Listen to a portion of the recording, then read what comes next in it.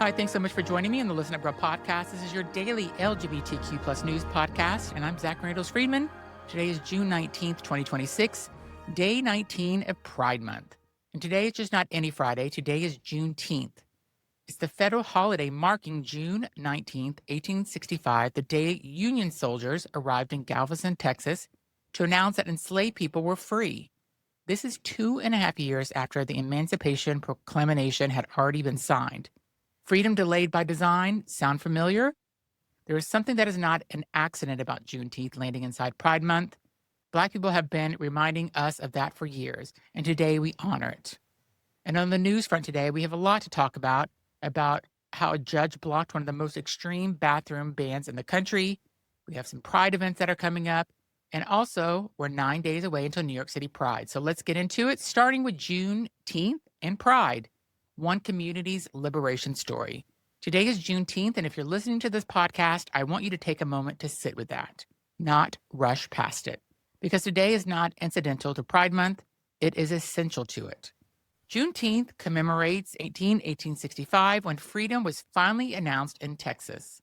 Enslaved Black Americans didn't hear the news when Lincoln signed the documentation in 1863. They heard it when soldiers arrived 2 years later. The gap between the Declaration and the reality is one of the most important lessons in American history, because rights on paper and freedom in your body are not the same thing. Black queer people have always known this. They've been saying it out loud for years. There'd be no Pride without Juneteenth. The Stonewall Uprising was primarily led by Black and brown transgender women. Marsha P. Johnson, Sylvia Rivera, people who were facing racism and homophobia and transphobia all at once. All the time with no pause button. Today, as we mark Juneteenth, 2026, the dual struggle continues. Black LGBTQ plus people face higher rates of violence, housing insecurity, and healthcare barriers than any other group. The Orange Convicted Felons Administration has gone after trans health, DEI programs, and federal civil rights protections with coordinated aggression. And the communities hit hardest are those often at the intersection of Black identity and queer identity. This week, Washington, D.C.'s Capitol Pride themed Exist, Resist, and Have the Audacity has been the holding panel discussion on Black LGBTQ history preservation, centering voices that are too often pushed to the margins within our own movement. The Windy City Times put it beautifully this week. Freedom on paper isn't freedom in your body. And today on Juneteenth, we carry both histories.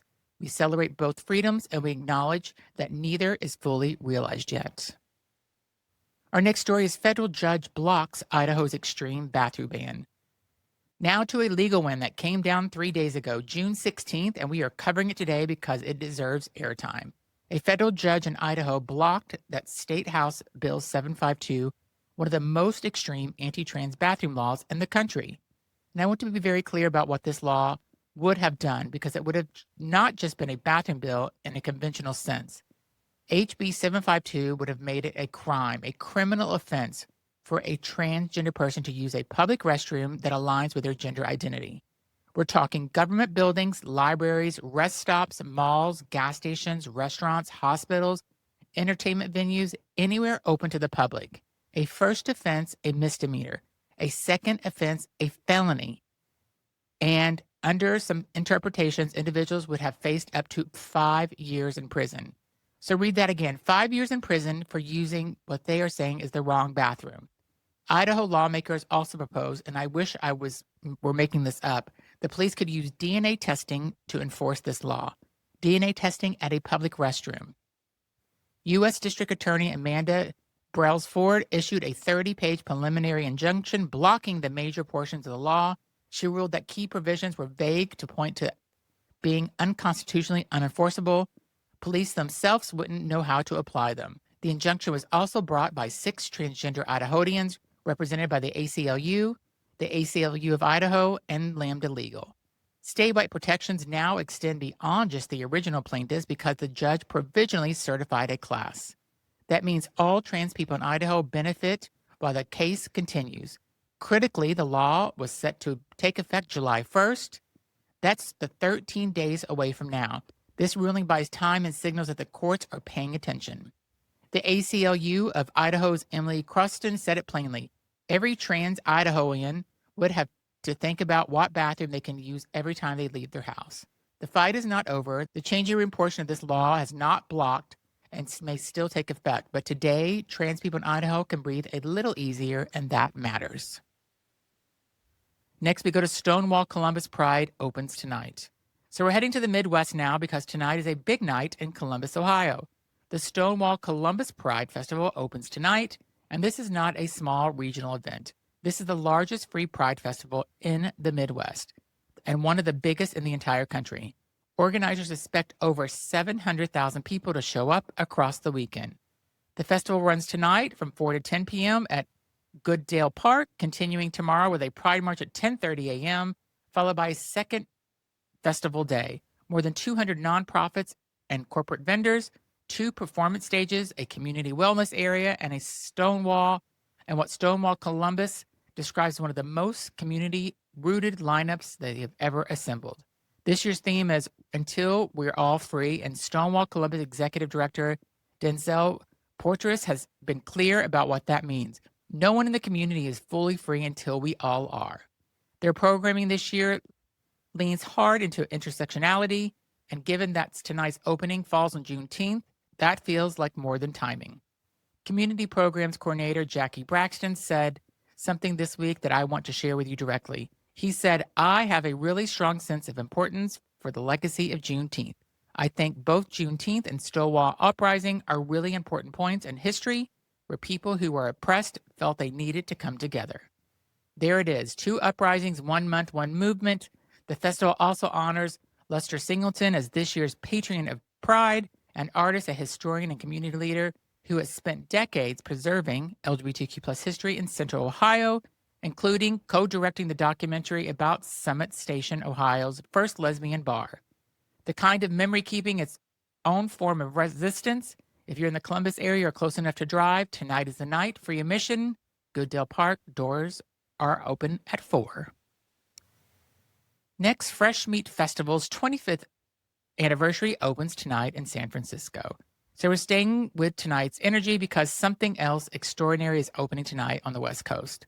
The Fresh Meat Festival, San Francisco's landmark trans and queer performance art showcase, celebrates its 25th anniversary this year with opening night at Z Space in the Mission District. For those who don't know, Fresh Meat, it is one of the longest-running trans-centered performance arts events in the country. Founded and led by Sean Dorsey, one of the nation's pioneering openly trans choreographers, it has spent 25 years creating a stage for artists, as Dorsey puts it, often fall outside the traditional categories.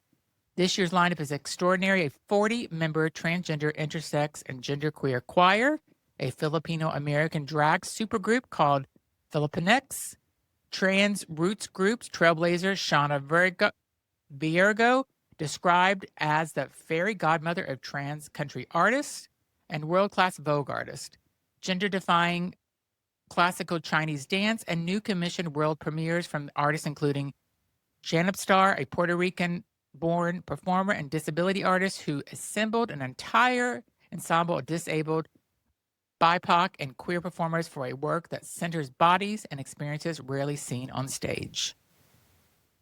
This phrase stopped me. The love and joy and medicine we need. That's exactly what art is. And in a year when trans people are being legislated against, they are told they are a threat. They told they don't belong in bathrooms or locker rooms or classrooms or the military, creating a center stage that says the opposite loudly and beautifully. And it's not just celebration, it's defiance. The festival runs tonight and tomorrow at 8 p.m. and Sunday at 3 p.m. Tickets are on a sliding scale. No one is turned away for a lack of funds. If you're in the Bay Area, this one is worth it. Next, Capitol Pride exists, resist, and have the audacity. Washington, D.C.'s Capitol Pride has been building momentum all week, and I want to give it a proper moment on this show because the way D.C. is framing Pride this year is something. The 2026 theme is exist, resist, and have the audacity. And if you have spent any time paying attention to what the Orange Convicted Felons Administration has done to LGBTQ plus people, federal employees, trans healthcare, and DEI programs across this country, you understand exactly why D.C. chose those 3 words. This week, Capitol Pride has hosted events including Silver Pride, a celebration of LGBTQ plus seniors, a panel discussion on Black LGBTQ plus history preservation report featuring local leaders and DC Council member Zachary Parker. That panel was a direct response to a troubling trend, the erasure of Black LGBTQ plus history from official records, archives, and cultural institutions. A quieter kind of harm, but a very real one. Visibility is a survival strategy. Visibility is a power. That's the whole thesis of Pride, and this is why this administration works so hard to keep us invisible. Capitol Pride Signature Concert happened June 21st, Sunday, at a free outdoor event featuring Maureen Morris alongside local LGBTQ plus talents. So if you are in or near the DC area, be sure to go by and enjoy the time. And next, your reminder, 9 days until World Pride New York City. So I want to close today with the number 9. 9 days until NYC Pride March on June 28th, which this year lands on the exact 57th anniversary of the Stonewall Uprising. World Pride is in New York City this year. The march, the events, the history, 9 days. I know some of you are already there. I know some of you are planning to be there. And I know some of you can't be there because of geography or money or safety or any of the 100 of other reasons life makes it complicated to go where the crowd is. But here's what I want you to know. What's happening this month in Columbus and San Francisco, in your city, in your neighborhood, it's all connected. It's all one story, the story of people who were told to disappear and refused. Today is Juneteenth, the day freedom was announced, late delayed, imperfect, but announced.